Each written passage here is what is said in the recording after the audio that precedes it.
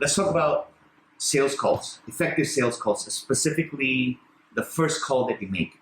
We as sales professionals, sometimes we're afraid to pick up the phone, right? But let me ask you this. Think about this.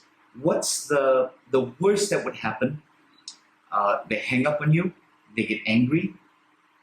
You're probably never going to talk to them again. So just pick up the phone and call, all right? It's an activity. So let's talk about the first call. The first thing you have to do is you have to determine your outcome for that particular call, all right? Don't try and sell on the phone. In this day and age, it's very hard to really sell on your first call because they don't have enough information to buy yet. We're talking about you initiating the call, all right, to a suspect, all right? Someone that you don't know if they're qualified to buy from you just yet.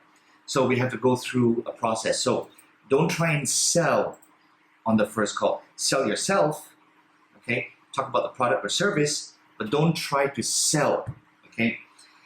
There's not enough value yet because they don't have enough information. You haven't built up enough rapport. They don't have a familiarity with you. They're not comfortable with you yet, all right? So focus on sending the information. In fact, what's even better is focus on getting the appointment, all right, so they can have a proper sales call. Then you have to ask questions. You have to ask permission. For example, would it be okay if I send you some information? Or does this sound kind of interesting to you?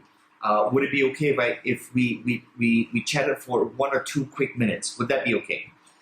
And then, it's very important. You have to use a script. A script, most people think, I'm going to sound like a robot. I'm not going to sound real. If you're doing that, then you're doing it wrong because a script is very, very important. It keeps you on track. It tells you the words that you're going to use. It reminds you of the questions that you're going to that you should be asking. It tells you the tonality that you should be using on the call. Once again, it reminds you of the questions, and in your script, you'll list out all your features and benefits of your products and services, but you don't have to mention all of them. Remember, you ask questions.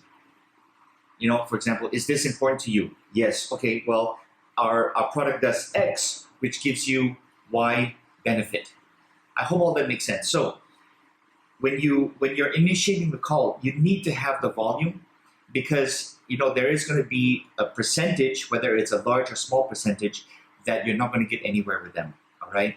But at the very least, plan out your call, determine your outcome, go through the steps that I mentioned to you, and you're going to have a little bit more success when you make your calls.